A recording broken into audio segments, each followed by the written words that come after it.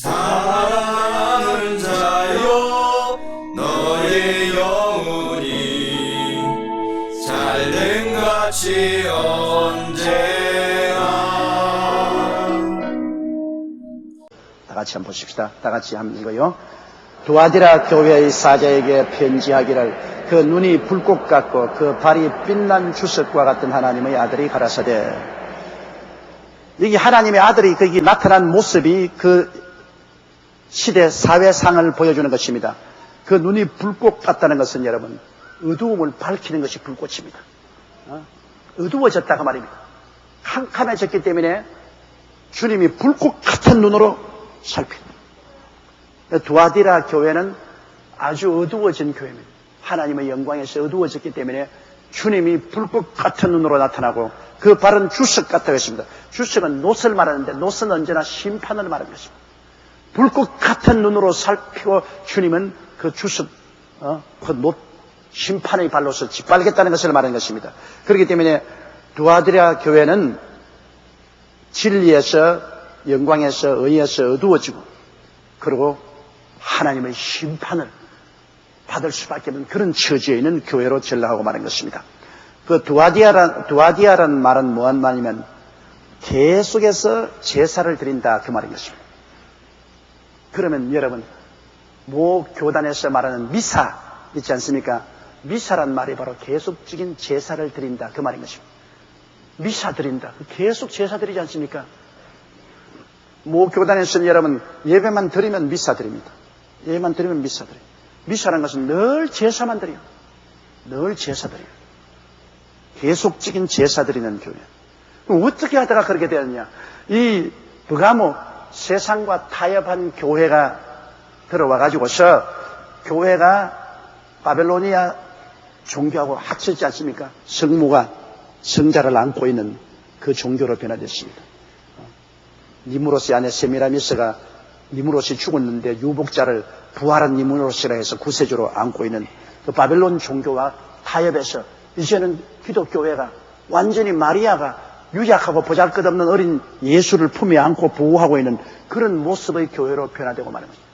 당당한 만왕의 왕 만주의 주요 하늘과 땅의 모든 권세를 가진 하나님의 아들로서 나타나지 아니하고 그게는 언제나 어머니 품에 안긴 유약한 어린 아기로 나타나기 때문에 결국에는 사람들이 볼 때 그 어린 아기를 보호하는 분이 어머님이기 때문에 어머니를 더 숨기는 것입니다. 아기에게 가려면 어머니를 통해서 가야 된다. 어머니 품에 안긴 그 분에게 어머니를 통해서 가야 된다. 그래서 뭐 교단에서는 예수 그리스도보다도 어머니를 더 숭배합니다. 성모 마리아 우리를 불쌍히 여기소서. 성모 마리아 우리의 기도를 들어서 예수에게 말씀해 주셔서 응답을 하여 주옵소서. 완전히 예수님은 어머니의 품에 안겨서 별 볼 일 없이 어머니가 시키는 대로 하는 그러한 존재로 전락시키고 말았습니다. 이거는 기독교의 실제적인 복음하고는 너무나 틀립니다. 이거는 바벨론 종교하고 타협을 했기 때문에 그런 것입니다, 여러분.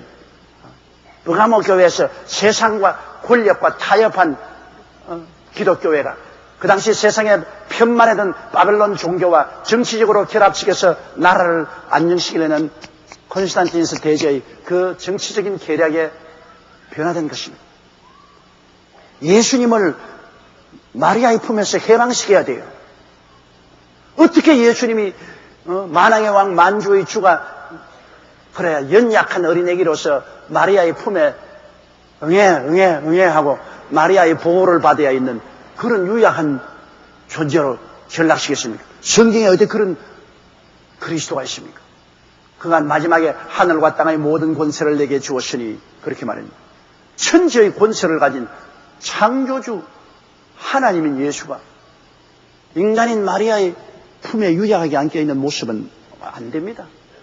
물론 마리아는 존경합니다. 예수님을 육체로 낳아 길러주신 어머니니까 그 예수 그리스도의 어머니로서 존경하지만은 그 마리아가 하나님 아버지와 예수와 똑같은 반열에 들어서 있는 것은 어림도 없는 일입니다. 지음을 받은 인간이 어떻게 창조주와 동일한 반열에 들어 있습니까? 그런데 자꾸 사람의 마음에 심어주는 인상은 예수님은 유약한 어린아이로서 어머니 마리아의 품에 안겨있기 때문에 어머니가 주장을 한다. 신의 어머니다. 바로 마리아는 신의 어머니라고 그래요. 신의 어머니이기 때문에 그 어머니가 아들보다 훨씬 위대하다. 어머니를 찬양하고 어머니를 모시고 어머니를 섬겨야 된다. 이렇게 되면 참 문제가 아주 복잡해져요. 골치 아파져요. 가나의 혼인잔치에서 여러분 예수님이 어머니 마리아가 와서 예수님께 이 집에 포도주가 떨어졌다 했을 때 예수님이 뭐라고 했습니까? 우리가 생각할 때는 아주 불효막심한 말 같은 말을 했습니다. 여자여 나와 무슨 상관이 있나이까? 내 때가 아직 이러지 않는다. 그 어머니를 보고 여자라 그랬습니다. 그건 왜냐? 행여나 예수님 어머니가 마리아가 어머니이기 때문에 어머니의 부탁을 하면은 들어준다. 그런 인상을 주면 후대에 두고 예수님께 기도하는 것이 아니라 어머님께 부탁해서 예수님께 부탁해야 된다. 이렇게 될까 두려워하기 때문에 예수님이 그걸 미리 막은 것입니다.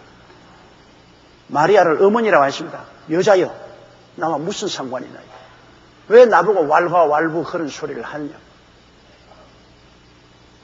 그래서 절대로 어머니이기 때문에 그 부탁을 받아서 주님이 물을 포도주로 변화시키는 것은 아니고 하나님의 뜻과 섭리에 의해서 주님이 스스로 원하셔서 그렇게 하십니다. 그러므로 여러분 우리가 마리아를 통해서 예수교로 간다는 그런 생각은 절대 하지 말아야 됩니다. 이것은 바벨론 종교의 혼합된 상황인 것입니다. 그렇게 되므로 그 다음 이후로부터 시작해서 이제 교회는 어떻게 되느냐? 교회는 완전히 제사의식이 되죠. 언제나 마리아가 어린 유약한 예수를 안고 있고 거기에 촛불 켜놓고 그 다음에는 끊임없이 제사드립니다. 끊임없이 제사드립니다. 말씀 선포는 거의 없고 끊임없이 제사만 드립니다. 이라고 제사만.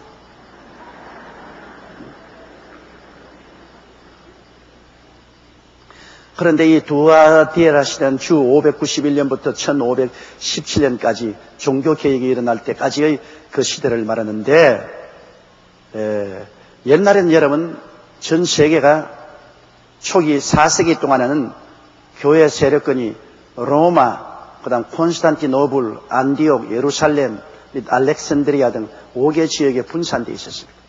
로마 중심이 아니었습니다. 교회는 로마의 감독이 있고 콘스탄티노블의 감독이 있고 안디옥 감독이 있고 예루살렘 감독이 있고 알렉산드리아 감독이 있었습니다. 그러나 로마의 감독이 교황이 되어서 온 세계를 지배한다는 것은 상당한 반발이 있었으나 로마의 정치권하고 연결이 됐습니다. 로마의 정치적인 황제하고 연결이 되어서 로마 감독이 결국에는 교황이 되어서 온 세계의 기독교를 지배해야 된다. 이러한 사상으로 정치적으로 자꾸 몰아치 정치와 연결되어서 그래서 주 590년에 사실상 그레고리 1세가 초대 교황이 됐습니다. 그래서 완전히 세계 교회는 가톨릭적인 정치적 제도적인 체제로 변화되고 마는 것입니다. 그때까지는 그래도 성령의 역사가 있었어요. 그때까지는 아직까지도 성령의 비가 임하였고 그리고 사람들이 성령 받고 방언도 말하고 했는데 주 600년부터는 교회가 완전히 제사로 변했습니다. 이제는 통성기도하고 뭐 성령 받고 하는 이런 운동이 다 철폐되고 교회가 완전히 제도화되고 조직화되고 계속적인 제사만 드리니까 제사 드리는데 뭐 방언할 여가 어디 있어요? 가서 늘 제사만 드리니까. 그러니까 신부가 제사 드리는데 교인들은 구경만 하는 거예요. 앉아가 따라서. 그래서 그때부터 성령의 역사가 사라져버리고 말인 것입니다. 성령 세례받고 방언 말하는 성령의 역사가 사라지고 그때부터 시작해서 믿음으로 말미암아 의롭다함을 얻는 신앙사상도 사라지고 이제는 그저 제사만 지내고 선한 일을 해야 구원을 받는다. 이래서 근본적인 믿음으로 구원받는 신앙이 없어져 버리고 말았습니다. 성령의 역사도 없어지고 캄캄한 밤이 다가왔습니다. 그렇기 때문에 예수님이 불꽃 같은 눈으로 보는 이유는 믿음으로 구원받는 교리가 없어지고 성령의 역사도 없어지고 교회라는 것이 이제는 완전히 형식적이고 의식적인 종교 단체로 변하고 말았기 때문에 주님이 불꽃 같은 눈으로 그 어두움을 밝히기 위해서 찾아오시고 그 위선적인 신앙을 심판하기 위해서 놋 같은 발로서 주님이 나타나게 된 것입니다. 이래서 그때부터 시작해서 참으로 교회는 부패되기 시작했습니다. 처음 주 591년부터 시작해서 그냥 교회가 제도적으로 조직이 되고 난 다음부터 교황이, 로마 교황이 감독이 교황이 되어서 교회를 지배하게 되자 많은 부패하고 타락한 교황들이 생겨나기 시작했어요. 예를 들어 말하면 904년부터 911년까지 교황으로 있었던 세르기우스 3세 같은 사람은 악명 높은 창녀 마로지아와 함께 살면서 사생아들을 키워가지고서 자기 후대 교황과 추기경이 되도록 만들었습니다.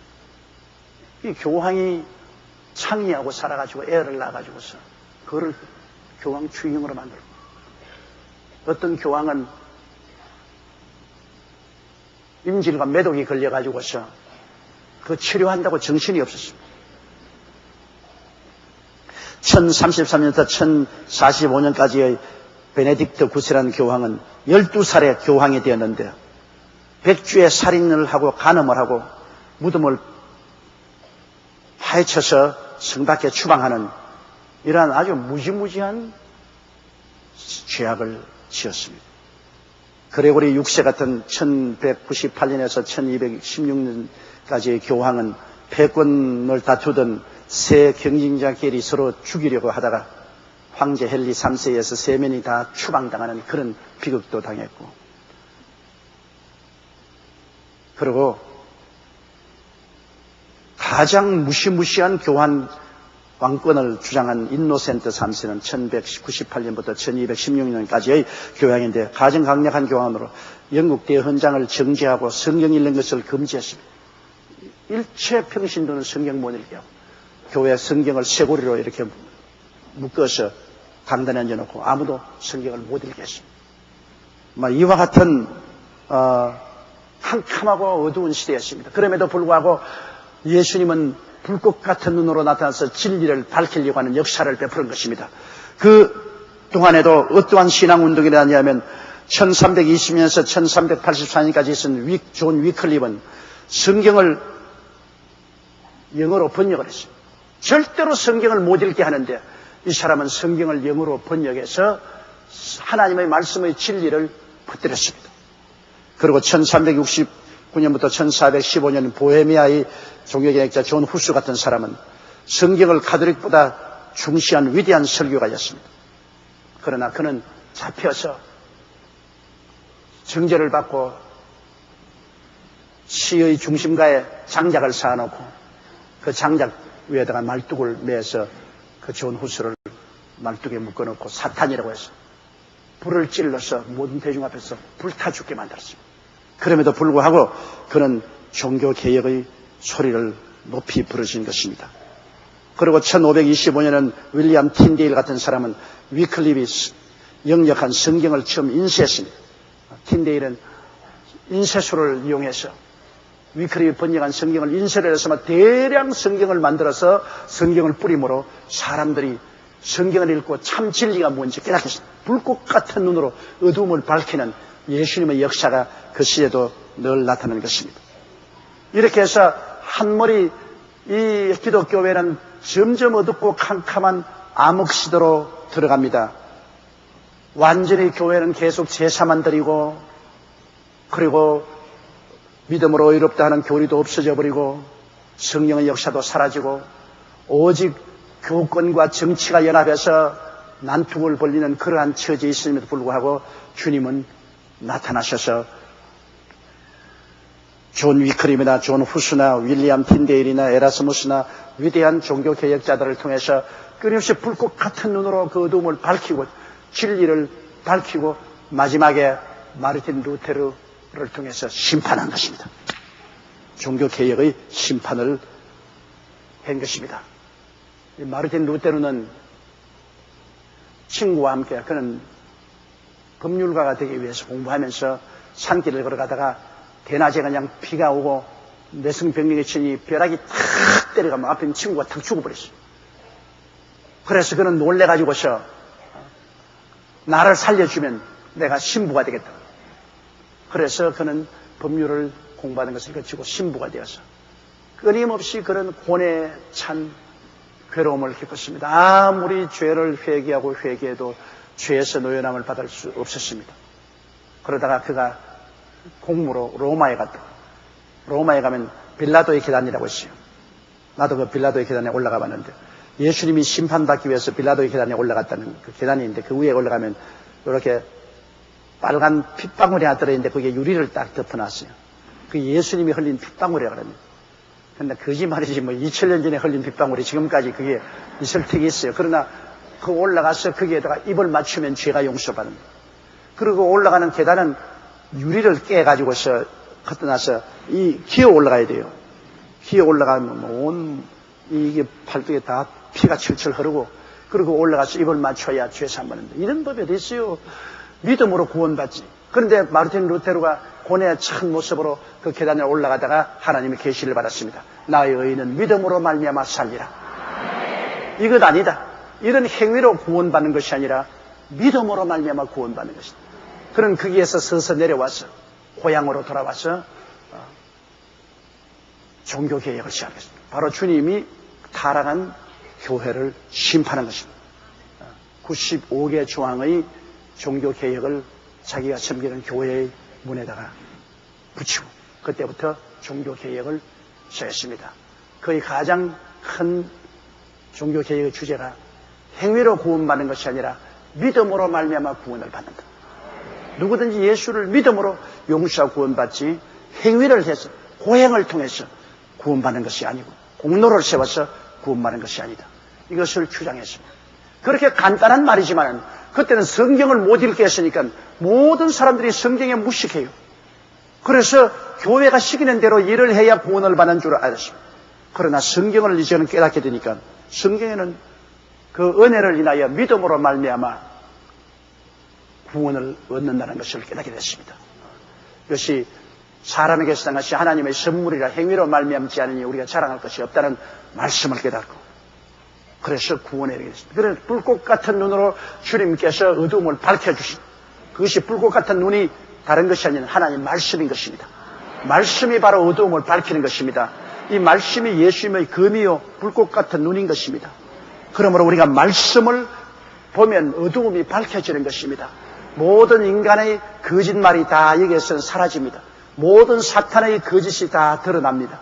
불꽃 같은 눈인 하나님 말씀이 들어오면 우리가 밝히 진리를 깨달아 알게 되는 것입니다.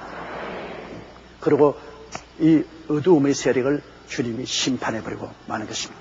이것이 바로 두아디라 교회 시대인 것입니다. 주 591년에서 1517년 마르틴 루터르가 종교개혁을 할 때까지 두아디라 교회에 적용되는 말인 것입니다. 범사에 잘 되고 강건